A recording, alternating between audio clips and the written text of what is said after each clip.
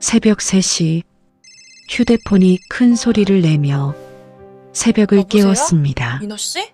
화면에 떠오른 이름을 본 순간 서림은 머리끝까지 차가운 소름이 돋는 것을 느꼈습니다. 오민호. 3년 전 연락처에서 영원히 삭제하려 했던 그 이름이 다시 떠올랐던 이유는 단 하나였습니다. 딸 하윤이 응급 상황에라도 처했을 때를 대비해서였죠. 서림은 잠시 망설였습니다. 받을까 말까? 하지만 하나뿐인 딸 하윤의 이름이 머릿속을 스쳤고 결국 녹색 버튼을 눌렀습니다. 사연 전 좋아요와 구독 어디에서 보고 계신지 댓글 남겨주시면 그곳을 향해 오늘도 행복이 가득하시길 바라겠습니다. 사연 시작합니다. 스피커 너머로 흘러나온 목소리는 예상보다 낮고 조심스러웠습니다.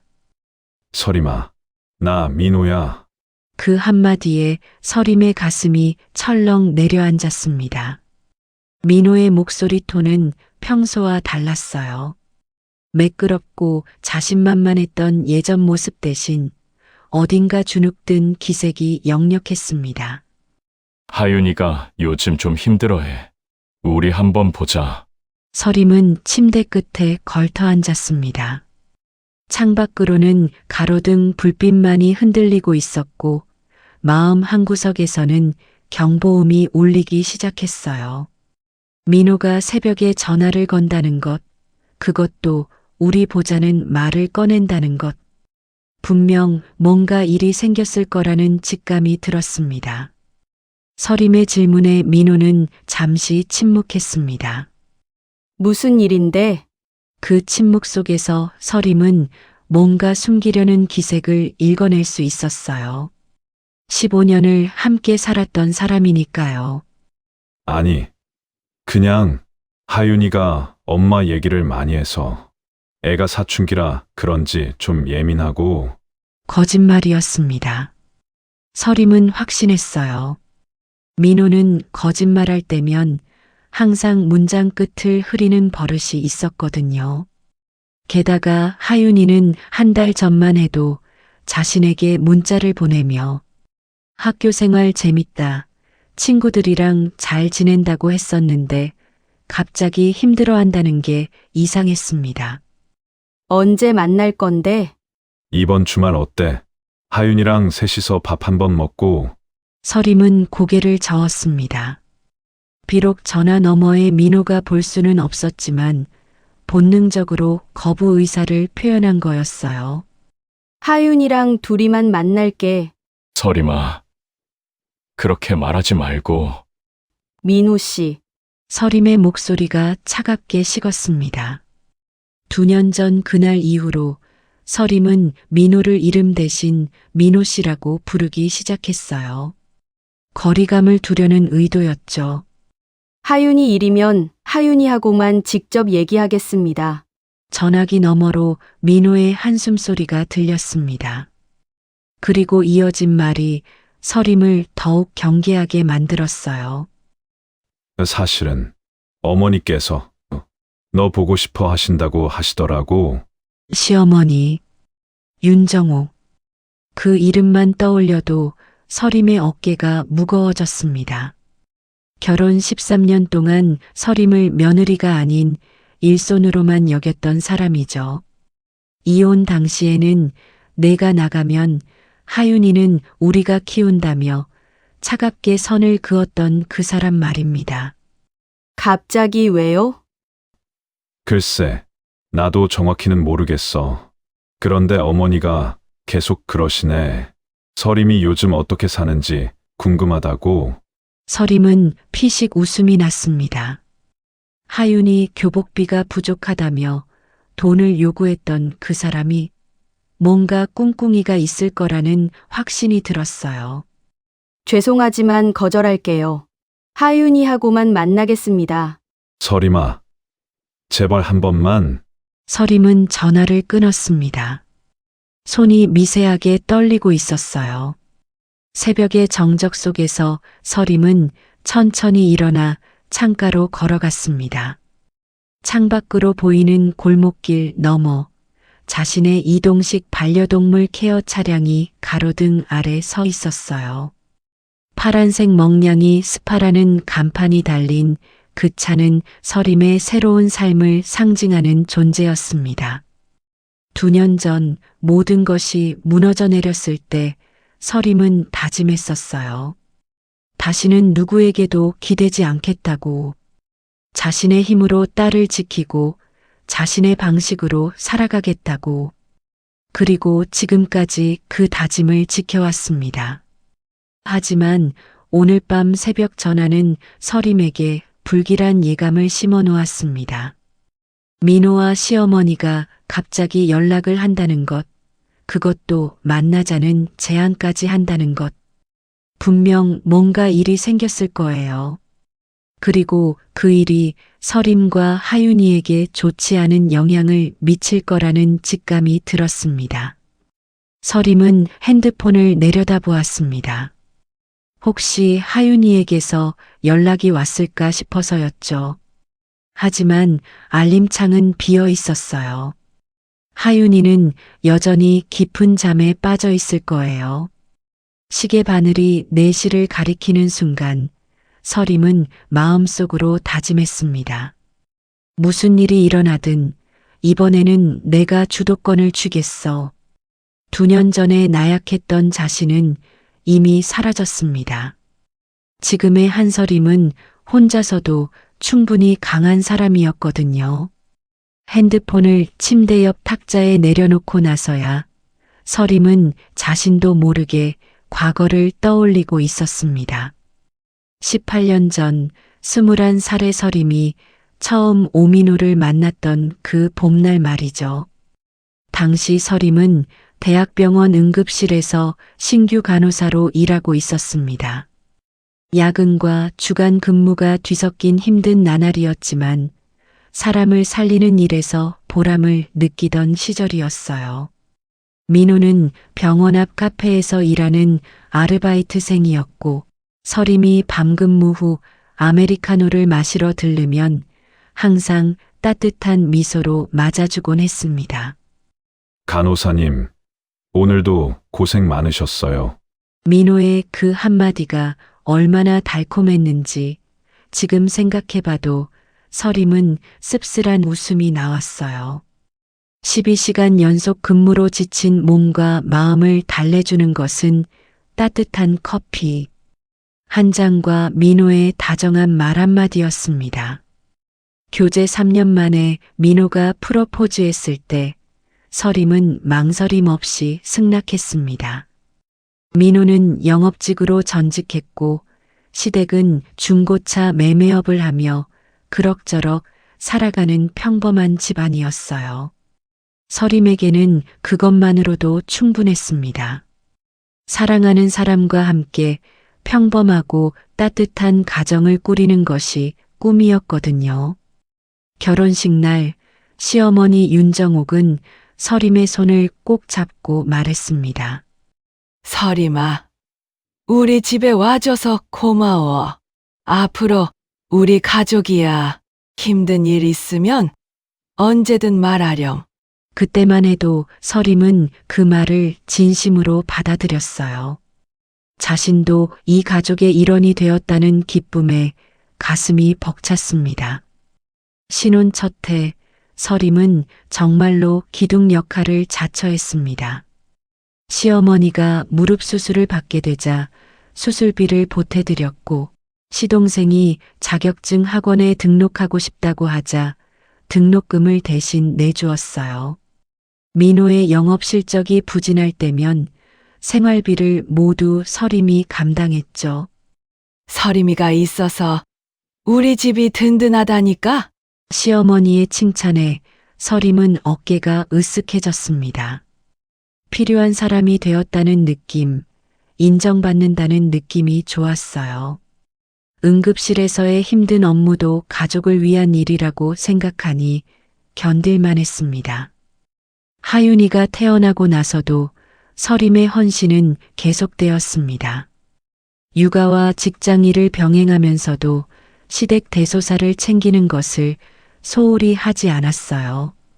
명절 때면 양가 부모님 선물을 빠뜨리지 않았고 시댁 식구들 생일마다 정성스럽게 상을 차렸습니다.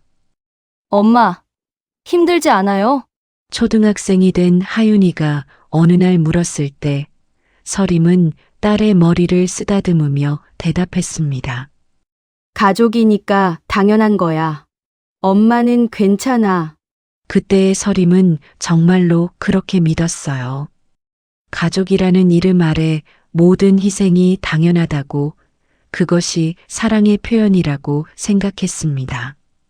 하지만 어느 순간부터 그 당연함이 무거워지기 시작했어요. 시동생이 사업 자금이 필요하다며 대출 보증을 요구했을 때 민호는 형수가 간호사니까 신용도가 좋잖아라며 서림을 설득했습니다. 가족끼리 뭘 그런 걸 따져라며 거들었죠. 서림은 결국 보증을 서주었고 이후에도 크고 작은 금전적 요구들이 이어졌습니다. 전세 보증금 부족분, 시어머니 도수치료비, 시아버지 차량 수리비. 어느새 서림의 통장은 바닥이 났고 병원에서 받은 퇴직금마저 가족들의 필요에 의해 조금씩 줄어들어 갔어요. 서림아, 내가 있어서 우리가 이렇게 살 수 있는 거야. 칭찬은 여전했지만 그 칭찬 뒤에 숨겨진 기대와 요구가 서림을 숨막히게 만들기 시작했습니다. 언제부터인가 서림은 가족의 구성원이 아닌 가족을 부양하는 기계 같은 존재가 된 것 같았어요. 그래도 서림은 참았습니다. 가족이니까, 사랑하니까, 하윤이가 있으니까. 수많은 핑계와 이유를 만들어가며 자신을 달랬습니다. 창밖을 바라보던 서림의 눈가에 미세한 떨림이 일었습니다. 그때의 자신이 너무 어리고 순진했다는 생각이 들었어요. 사랑이라는 이름으로 모든 것을 감당할 수 있다고 희생하는 만큼 더 큰 사랑을 받을 거라고 믿었던 그 시절이 아프도록 선명하게 떠올랐습니다. 서림의 기억 속에서 그의 여름은 유독 뜨겁고 잔혹했습니다. 모든 것이 한순간에 무너져 내린 그 계절 말이죠. 병원을 그만둔 지 5년째 되던 해, 서림은 동네 끝자락에 작은 빵집을 운영하고 있었습니다. 서림이네 베이커리라는 소박한 간판을 단 그 가게는 서림의 꿈이자 희망이었어요. 새벽 4시부터 반죽을 치고 오븐을 가열하는 일이 힘들어도 단골 손님들이 사장님 빵이 제일 맛있다고 말해줄 때면 모든 피로가 사라졌습니다. 그런데 7월 첫째 주 화요일 오후 평소처럼 바쁘던 가게에 갑작스러운 정전이 찾아왔습니다. 에어컨이 멈추고 오븐이 꺼지는 바람에 구워지던 식빵 100개가 모두 망가졌어요. 전기가 복구된 후 확인해 보니 오래된 오븐이 과열로 고장 나버린 상태였습니다. 수리비가 200만 원 정도 나올 것 같은데요. 아니면 새 오븐으로 교체하시는 게 나을 수도 있고요. 수리기사의 말에 서림의 머릿속이 하얗게 변했습니다. 200만 원이라는 돈이 없었거든요. 그동안 가족들을 도우느라 비상금이라고 할 만한 돈은 진작에 바닥났었어요. 설상가상으로 일주일 후 임대인이 갑자기 찾아왔습니다. 60대 중반의 그 남성은 안전공사를 핑계로 월세 인상을 요구했어요. 요즘 전기 화재 사고가 많아서 말이야. 안전점검하고 새 배선 공사하려면 돈이 많이 들거든. 월세를 50만 원 올려야겠어. 사장님, 그건 너무 갑작스러운데요. 계약서에는 계약서. 안전이 우선이지. 계약서가 우선이야. 임대인의 강압적인 태도에 서림은 말문이 막혔습니다.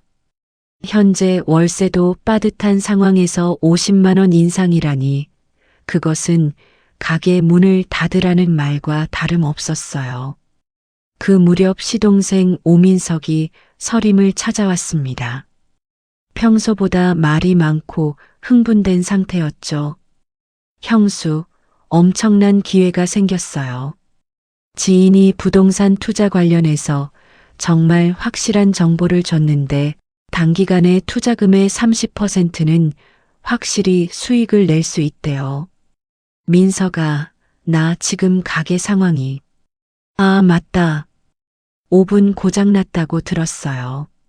그럼 더더욱 이 기회를 놓치면 안 되죠. 수익 나면 오븐도 새로 사고 월세 인상분도 해결하고 확실한 정보라고 지인이 이미 큰 수익을 봤다고 단 3개월만 투자하면 된다고 했어요. 서림은 망설였지만 다른 대안이 보이지 않았습니다. 결국 서림은 마지막 비상자금 500만 원을 민석에게 맡겼습니다. 민석의 설득은 계속됐습니다. 3개월 후면 650만 원이 되어 돌아올 거라는 그의 약속을 믿고 말이죠. 하지만 한 달이 지나도 2달이 지나도 민석에게서는 제대로 된 소식이 들려오지 않았습니다. 조금만 더 기다려달라, 곧 연락하겠다는 말만 반복할 뿐이었어요. 그 사이 가게 상황은 더욱 악화되었습니다.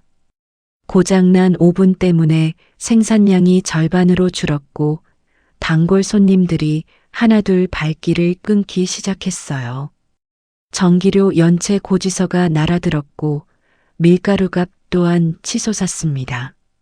9월 어느 비 오는 저녁, 서림이 축축한 기분으로 가게 문을 잠그려던 순간이었습니다. 계산대 위에 놓인 하얀 봉투 하나를 발견했어요. 봉투 안에는 법원에서 발송한 협의이혼 신청서가 들어 있었습니다. 민호의 도장이 이미 찍혀 있는 상태였죠. 서림은 그 자리에 주저앉았습니다. 손이 떨려서 서류를 제대로 잡을 수도 없었어요.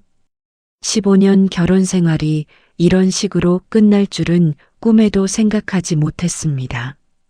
다음 날 아침 하윤이는 2개의 캐리어를 끌고 시댁으로 갔습니다. 시어머니가 데리러 온 거였어요. 하윤아, 엄마가 정리할 것들이 많으니까 할머니 댁에서 잠깐만 있자. 하윤이는 엄마를 바라보며 물었습니다. 엄마, 언제 데리러 와? 서림은 대답할 수 없었습니다. 언제가 될지, 아니 과연 데리러 갈 수 있을지조차 확신할 수 없었거든요. 하윤이를 보낸 후 서림은 텅 빈 가게에 혼자 앉아 있었습니다. 반죽기는 먼지를 뒤집어 쓴 채 멈춰 있었고 고장난 오븐은 차가운 철덩이가 되어버렸어요. 냉장고 안에는 이틀 전에 만들어둔 반죽이 비닐에 쌓인 채 그대로 남아 있었습니다. 그때서야 서림은 깨달았습니다.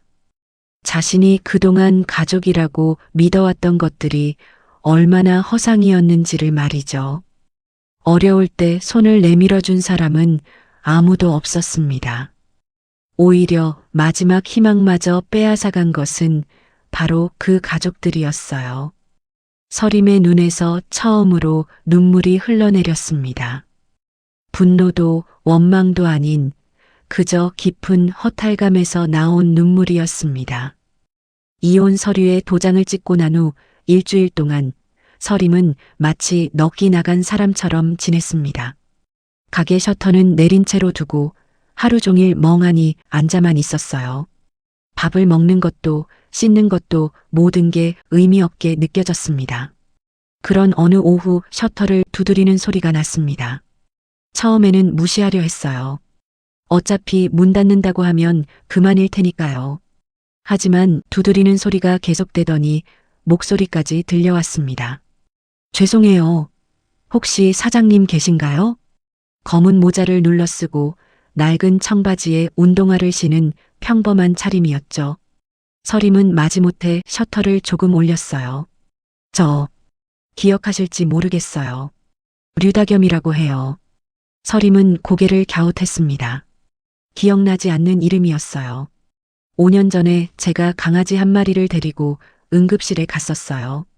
밤늦게 목에 뭔가 걸려서 숨을 못 쉬고 있었는데 그때 간호사님이 도움을 주셨잖아요.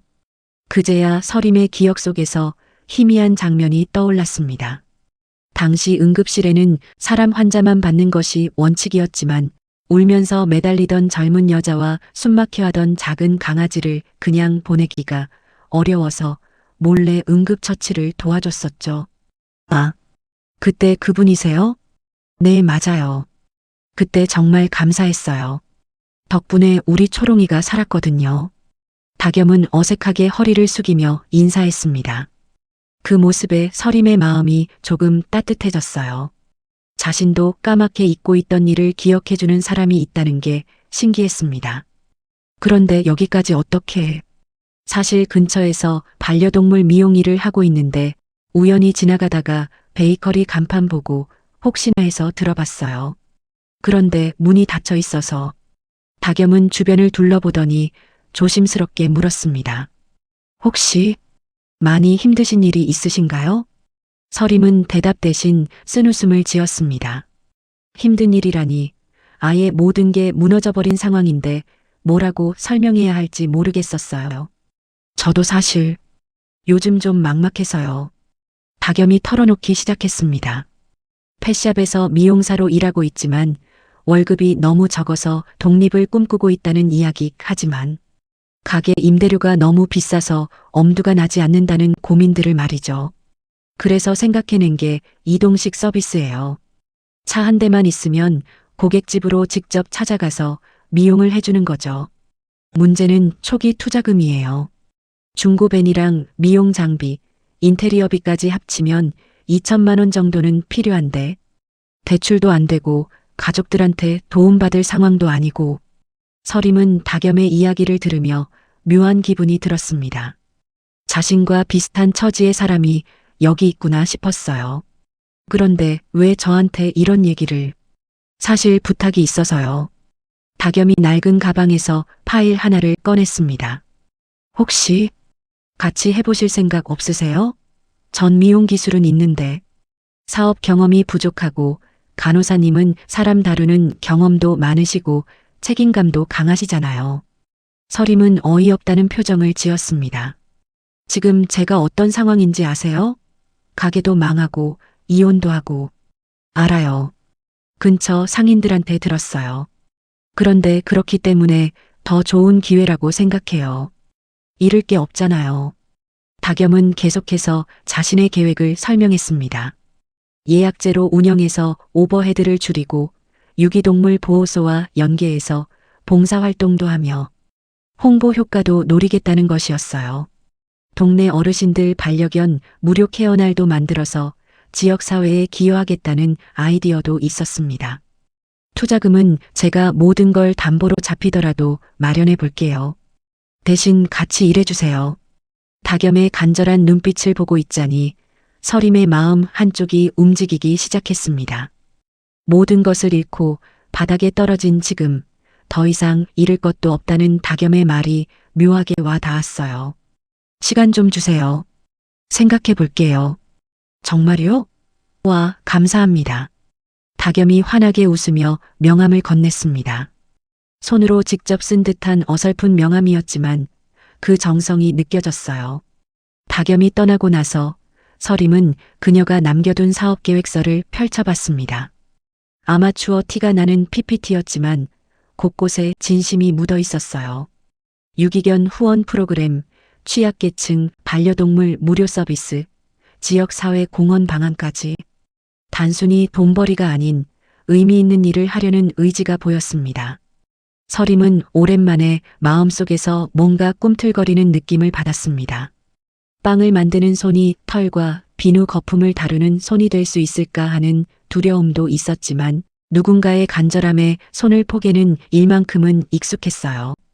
다겸과 손을 잡기로 결심한 지 한 달 후 중고벤을 개조한 이동식 미용차는 겉보기엔 그럴듯해 보였지만 실상은 온갖 시행착오의 연속이었어요. 첫 번째 예약 고객은 아파트 15층에 사는 할머니와 스피츠 한 마리였습니다. 서림과 다겸은 새벽부터 장비를 점검하고 차량을 세심하게 준비했어요. 그런데 막상 현장에 도착하니 문제가 한둘이 아니었습니다. 어머, 이렇게 젊은 분들이 오셨네. 괜찮겠어요? 할머니의 의심스러운 눈빛을 받으며 서림은 당황했습니다. 아직 경험이 부족한 티가 역력히 났던 거죠. 설상가상으로 스피츠는 낯선 사람들을 경계하며 차 안으로 들어가려 하지 않았어요. 괜찮습니다. 천천히 해보죠. 다겸이 침착하게 강아지에게 다가가며 부드럽게 말을 걸었습니다. 10여 분간의 인내 끝에 겨우 미용을 시작할 수 있었어요. 하지만 처음 해보는 이동식 서비스라 손이 서툴렀고 시간도 예상보다 2배나 더 걸렸습니다. 다음부터는 더 빨리 해드릴게요. 다겸이 미안한 표정으로 사과하자 할머니는 의외로 웃음을 지었습니다. 아니야, 우리 보기가 이렇게 얌전히 있는 거 처음 봤어. 정성스럽게 해주니까 좋아하나 보네. 그 말에 서림과 다겸은 서로를 바라보며 안도의 한숨을 내쉬었어요. 첫 번째 고객이 만족해 준 것만으로도 큰 성취감을 느꼈습니다. 하지만 현실은 녹록지 않았습니다. 둘째 달에는 예약이 겨우 3건뿐이었어요. 홍보도 부족하고 인지도도 낮았죠. 게다가 운영 자금은 점점 바닥을 드러내고 있었습니다. 그런 어느 여름날 서림과 다겸에게 시험이 찾아왔습니다. 장마철 한복판에 긴급 예약이 들어온 거였어요. 펜션에서 휴가를 보내던 가족이 반려견이 진흙투성이가 되었다며 도움을 요청해 온 것이었습니다. 비가 이렇게 오는데 괜찮을까요? 다겸이 걱정스럽게 물었지만 서림은 단호했습니다. 가야죠. 우리를 믿고 부른 건데. 폭우가 쏟아지는 가운데 두 사람은 펜션으로 향했습니다. 산길은 위험했고 차 안은 습기로 가득했어요. 펜션에 도착해서 미용을 시작하려던 순간 더 큰 문제가 발생했습니다. 노후된 호스가 수압을 이기지 못하고 터져버린 거였어요. 아, 어떡하지? 차 안은 순식간에 물바다가 되었고 서림과 다겸 그리고 골든 리트리버 한 마리까지 모두 물세례를 맞았습니다. 처참한 상황이었지만 이상하게도 웃음이 나왔어요. 우리가 미용받는 건가? 강아지가 미용받는 건가? 서림의 말에 다겸이 터져나오듯 웃었습니다. 그 모습을 본 골든 리트리버도 신나게 꼬리를 흔들며 물을 튀겼어요. 고객 가족들마저 웃음을 터뜨렸습니다. 이런 웃긴 서비스는 처음이에요. 우리도 같이 샤워했네요.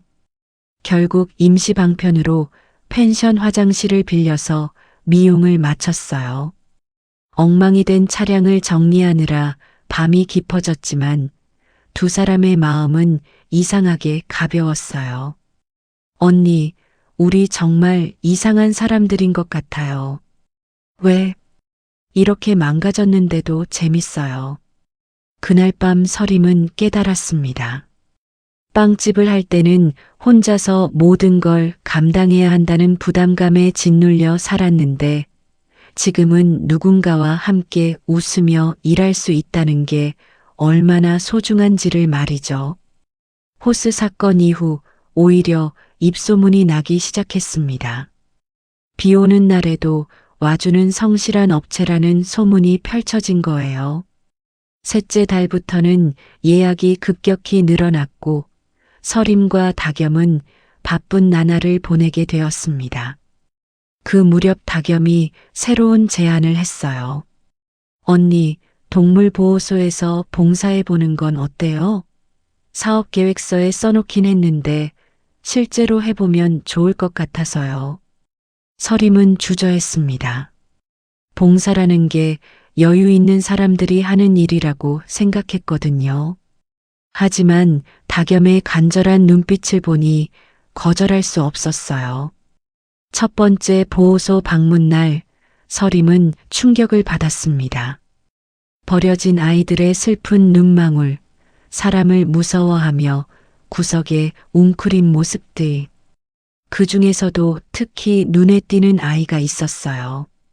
믹스견으로 보이는 중형견이었는데 다른 개들과 달리 사람이 다가가도 반응이 없었습니다. 저 아이는 어떤 사연이 있나요? 한겨울에 공사장에서 발견됐는데 아마 어미와 일찍 떨어진 것 같아요. 사람을 완전히 불신하고 있어서 입양도 어려운 상황이에요. 보호소 직원의 설명을 들으며 서림의 마음이 아팠습니다. 자신도 비슷한 경험을 했기 때문일까요? 배신당하고 상처받은 마음을 이해할 수 있을 것 같았어요. 그날부터 서림과 다겸은 주말마다 보호소에 나갔습니다. 아이들을 씻겨주고 털을 정리해주고 때로는 그냥 곁에 앉아 있어 주기도 했어요. 처음에는 경계하던 아이들도 점점 마음을 열기 시작했습니다. 언니, 이 일하길 잘한 것 같아요. 어느 일요일 오후 보호소 마당에서 다겸이 말했습니다. 서림도 고개를 끄덕였어요. 돈벌이 이상의 의미를 찾은 것 같았거든요. 봄이 되자 먹량이 습하는 지역에서 제법 알려진 업체가 되어 있었습니다. 중고밴 한 대로 시작했던 사업이 두 번째 차량까지 들이게 될 정도로 성장한 거였어요. 서림은 이제 오래된 앞치마 대신 파란색 작업복을 입고 다녔고 그의 눈빛은 예전의 또렷함을 되찾고 있었습니다. 그런 어느 화요일 오전 뜻밖의 전화가 걸려왔습니다. 지역 라디오 방송국에서였어요. 안녕하세요. KBS 대전방송 아침 햇살의 김현주 작가입니다. 요즘 화제가 되고 있는 이동식 반려동물 케어 서비스 운영하시는 한서림 대표님 맞으시죠? 서림은 당황했습니다. 자신들이 화제가 되고 있다는 건 처음 듣는 소리였거든요. 네, 맞는데 어떻게 저희를 아시게 된 건가요? 보호소 봉사활동 하시는 모습이 SNS에 올라왔더라고요. 시청자분이 제보해 주셨어요. 혹시 인터뷰 가능하실까요? 서림은 다겸과 상의한 후 출연을 승낙했습니다. 라디오라는 것도 처음 해보는 일이었지만 보호소 아이들에게도 도움이 될 것 같았거든요. 방송 당일 서림과 다겸은 긴장된 마음으로 방송국에 도착했습니다. 생방송이라는 게 부담스러웠지만 진행자 김현주 아나운서가 친근하게 대해줘서 금세 편해졌어요. 두 분이 어떤 계기로 이 일을 시작하게 되신 건가요? 저는 사실 간호사였어요. 그런데 인생에 큰 변화가 있었고 새로운 시작이 필요했죠. 서림은 자세한 이혼 사연은 생략하며 조심스럽게 답했습니다.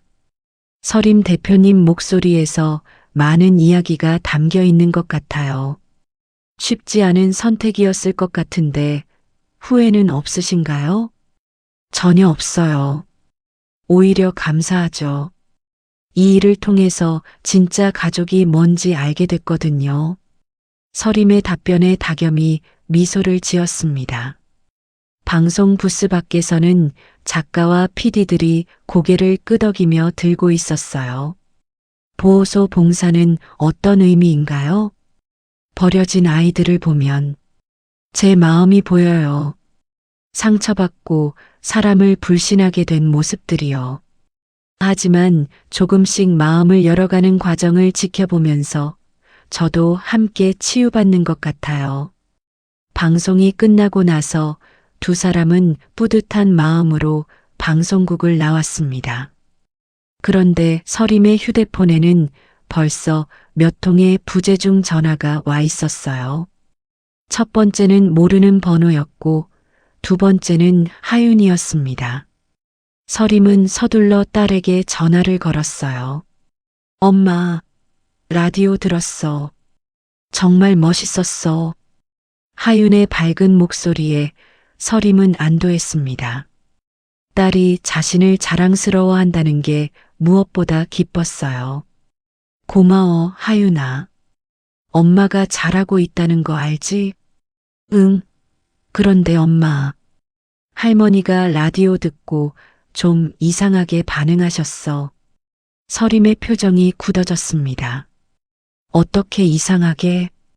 갑자기 엄마 사업이 잘 되고 있냐고 물어보시고, 아빠도 뭔가 계속 생각에 잠긴 것 같고, 예상했던 일이었습니다. 서림이 성공하고 있다는 소식이 알려지면 분명 그들이 다시 나타날 거라고 생각했었거든요. 과연 그날 저녁 민호에게서 문자가 왔습니다. 라디오 잘 들었어. 정말 대단하다. 우리 한번 만나서 얘기하자. 이어서 시어머니에게서도 연락이 왔어요. 서림아, 할머니야. 요즘 잘 지내고 있구나. 우리도 하윤이 때문에 고생이 많아. 시간 될 때 한번 와봐라. 서림은 피식 웃음이 나왔습니다. 2년 동안 연락 한 통 없던 사람들이 갑자기 이렇게 나오다니요. 다음 날 오전 더 직접적인 접촉이 있었습니다. 서림이 보호소에서 봉사를 마치고 나오는데 주차장에 낯익은 차 한 대가 서 있었어요. 시동생 민석이 차에서 내려 손을 흔들고 있었습니다. 형수, 여기서 뭐해요? 민석아, 어떻게 여기를? 아, 라디오에서 보호소 봉사한다고 하길래요. 정말 대단해요, 형수. 사업도 잘 되고 있다면서요? 민석의 눈빛이 예전과 달랐습니다. 서림을 우러러보는 듯한 시선이었어요.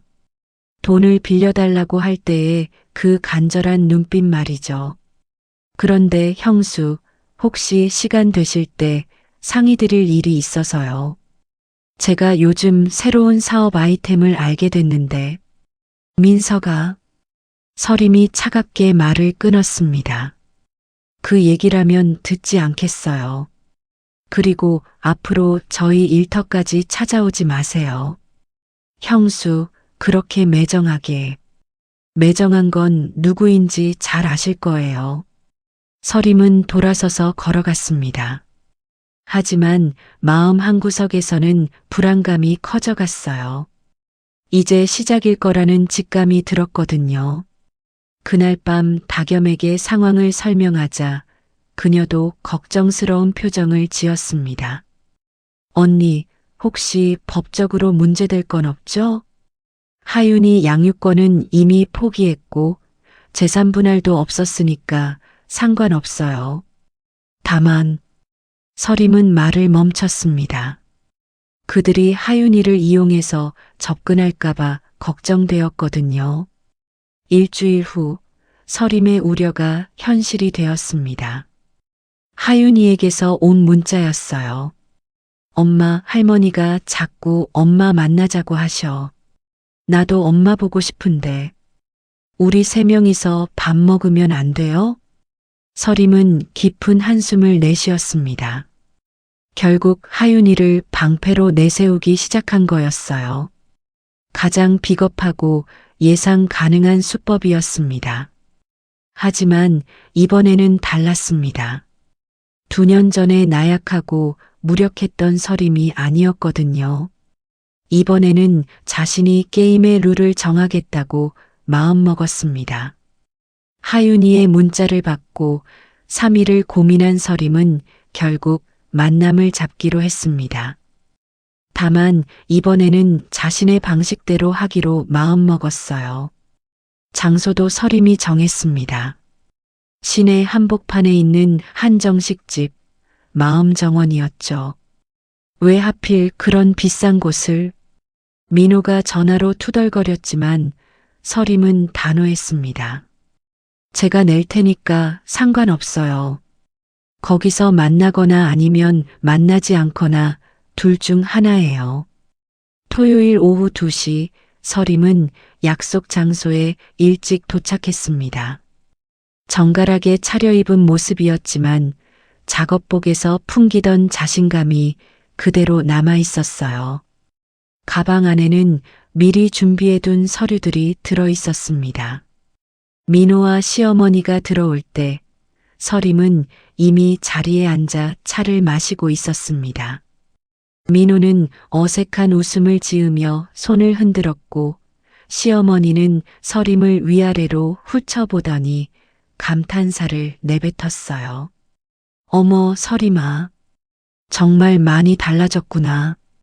살도 빠지고 얼굴도 환해지고. 안녕하세요, 어머님. 서림의 인사는 공손했지만 거리감이 느껴졌습니다. 예전처럼 어머니가 아닌 어머님이라고 불렀거든요. 자리에 앉자마자 시어머니는 안부를 묻기 시작했습니다. 요즘 어떻게 지내는지, 사업은 잘 되는지, 혼자 살기 힘들지 않는지. 표면적으로는 걱정하는 말들이었지만 서림은 그 이면의 의도를 읽을 수 있었어요. 라디오 들었는데 정말 대단하더라. 우리 서림이가 이렇게 성공할 줄 몰랐어. 민호도 거들었습니다. 맞아요. 정말 자랑스러워요. 그런데 사업이 잘 되니까 좋지만 혼자 하기에는 부담스럽지 않나요? 서림은 수저를 가지런히 놓고 말했습니다. 무슨 말씀을 하려는 건지 알겠어요. 하지만 먼저 제가 할 말이 있습니다. 그리고 가방에서 봉투 하나를 꺼냈습니다. 시어머니와 민호의 시선이 그 봉투에 집중되었어요. 하윤이 미래계좌 약정서입니다. 서림이 서류를 테이블 위에 펼쳐 보였습니다. 은행 로고가 찍힌 정식 문서였어요. 하윤이의 고등학교 교육비, 대학교 등록금, 그리고 진로 체험이나 특별활동에 필요한 모든 비용을 제가 부담하겠습니다. 매달 일정 금액이 자동이체로 적립되고 하윤이가 성인이 되면 직접 관리할 수 있도록 했어요. 시어머니의 눈이 휘둥그레졌습니다. 어머, 이게 얼마나 큰 돈인데. 월 80만 원씩 적립해서 하윤이가 대학 졸업할 때까지 총 4천만 원 정도가 될 거예요. 의료비나 급한 일이 있으면 추가로 지원하겠습니다. 민호가 놀란 표정으로 물었습니다.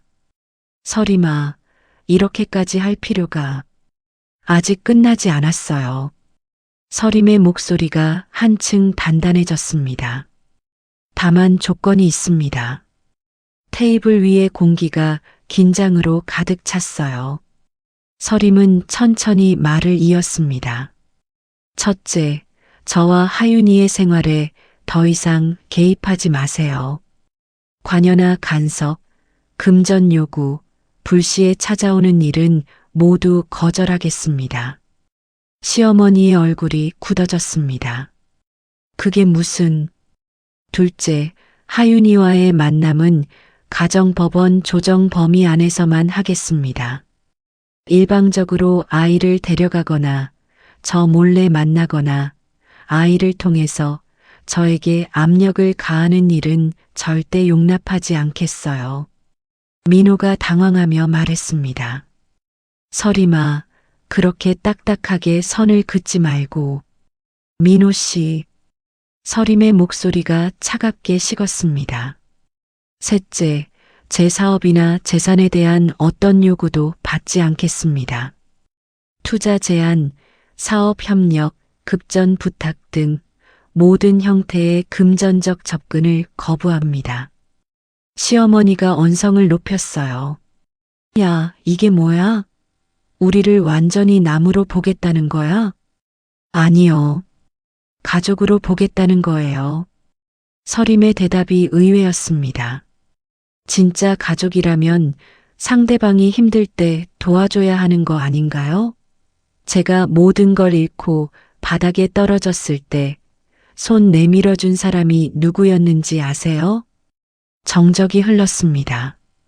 가족이 아닌 남이었어요. 혈연도 아니고 의무도 없는 사람이 제 손을 잡아줬어요. 그래서 깨달았습니다. 가족은 혈연이 아니라 가장 어두운 시간에 옆에 서 있던 사람이라는 거리요. 서림은 물컵을 들어 한 모금 마셨습니다. 자격은 지켜줄 때 생기는 거예요. 저를 가족으로 대해주지 않았으면서 이제 와서 가족이라고 말하는 건 모순이죠. 시어머니가 그래도 납득할 수 없다는 표정을 지었어요. 그래도 하윤이 친할머니인데 하윤이에게는 최선을 다하겠어요. 교육도 진로도 모든 걸 지원하겠습니다.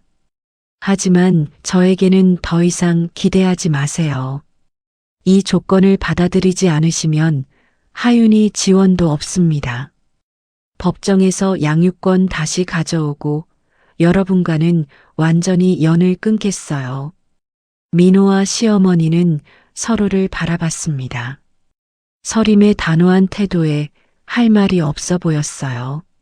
시간을 드릴 테니까 생각해 보세요.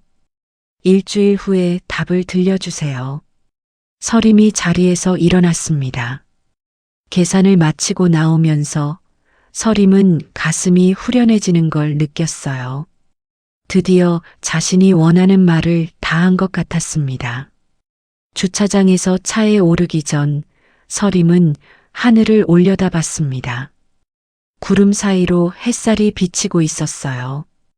오랜만에 마음이 평온해졌습니다.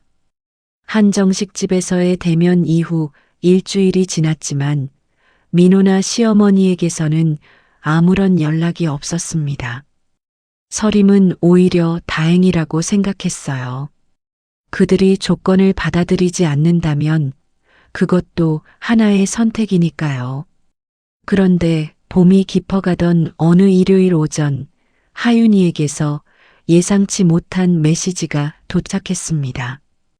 엄마, 나 학교에서 봉사활동 시간 채워야 하는데 혹시 멍차 같이 타면 안 될까?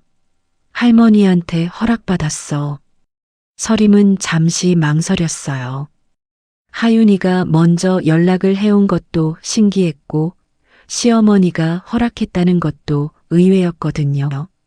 하지만 딸과 함께 시간을 보낼 수 있다는 기대감이 더 컸습니다. 좋아. 이번 주 토요일 어때?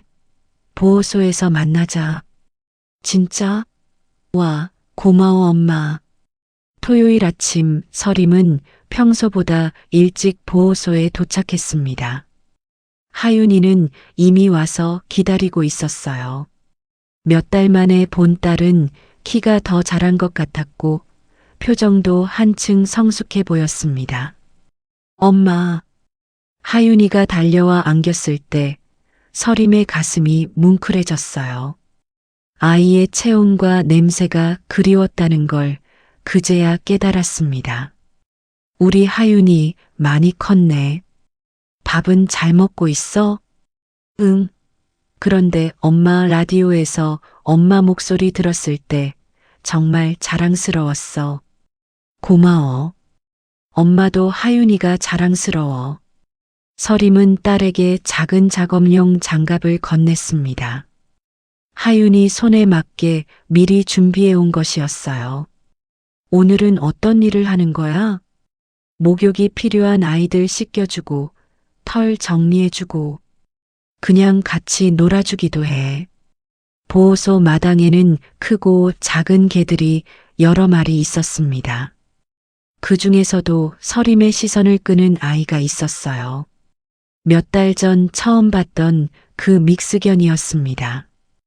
예전보다는 사람에게 조금 더 가까이 오긴 했지만 여전히 경계심이 많아 보였어요. 엄마, 저 강아지는 왜 혼자 있어? 아마 무서운 경험을 했을 거야. 사람을 믿기 어려워하는 것 같아. 하윤이가 그 개에게 조심스럽게 다가갔습니다. 손을 내밀어 냄새를 맡게 하더니 천천히 머리를 쓰다듬어 줬어요. 놀랍게도 그 개는 하윤이의 손길을 거부하지 않았습니다. 신기하다. 엄마가 몇 달 동안 노력해도 쉽게 마음을 안 열었는데 아이들은 순수해서 그런가 봐. 어른들처럼 복잡하게 생각하지 않잖아. 하윤이의 말에 서림은 깊이 생각에 잠겼습니다. 맞는 말이었어요. 어른이 되면서 생긴 상처와 불신이 오히려 관계를 어렵게 만드는 것 같았습니다. 두 사람은 함께 몇 마리의 개들을 씻겨주기 시작했습니다. 물을 싫어하는 아이, 비누 거품을 신기해하는 아이, 가만히 있지 못하고 계속 움직이는 아이. 각자 다른 성격을 가진 아이들이었지만 서림과 하윤이는 인내심을 갖고 돌봐줬어요. 엄마, 이 일하면서 기분이 어때? 샴푸 거품을 헹구며 하윤이가 물었습니다. 보람 있어. 상처받은 아이들이 조금씩 마음을 열어가는 걸 보면 나도 함께 치유받는 느낌이야. 나도 그런 것 같아. 이 아이들 보면 마음이 따뜻해져. 그때 서림은 깨달았습니다. 하윤이도 나름의 상처가 있을 거라는 걸 말이죠. 부모의 이혼, 갑작스러운 환경 변화, 엄마와 떨어져 사는 일. 아이 나름대로는 힘든 시간을 보냈을 거예요. 하윤아, 엄마가 미안해. 내가 원하지 않는 상황을 만들어서.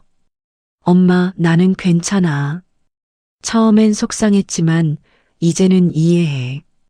엄마가 더 행복해 보이거든. 하윤이의 성숙한 답변에 서림은 뭉클해졌습니다. 그리고 할머니한테 들었어. 엄마가 내 교육비를 따로 마련해 줬다고. 고마워, 엄마. 당연한 거야. 엄마 의무니까. 아니야. 의무라기보다는 사랑이라고 생각해. 오후가 되자 두 사람은 보호소 마당에 앉아 쉬고 있었습니다.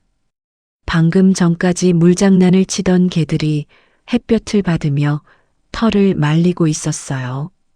물방울이 털 끝에서 반짝이는 모습이 아름다웠습니다. 엄마, 나 다음에도 또 와도 돼? 그럼. 언제든지. 그리고 다겸 이모 소개해줘. 같이 일하는 분이라고 했잖아. 서림은 미소를 지었습니다.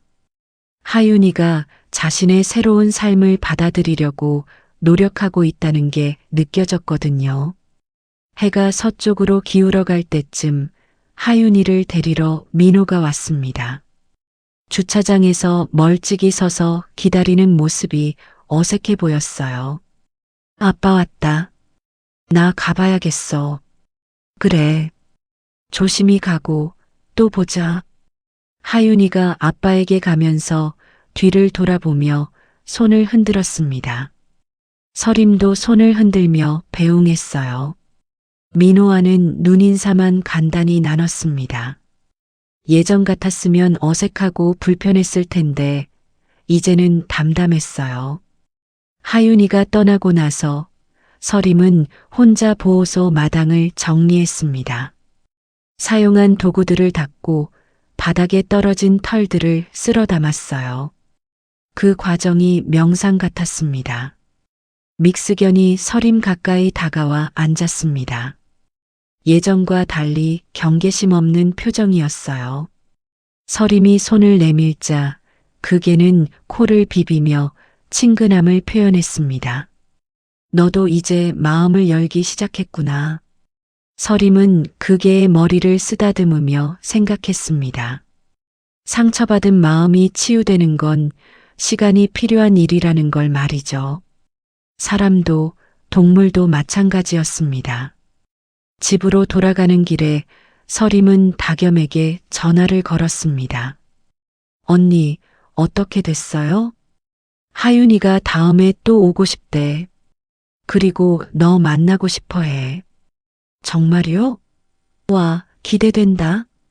다겸의 밝은 목소리에 서림도 웃음이 났습니다. 언니, 오늘 기분 좋아 보여요.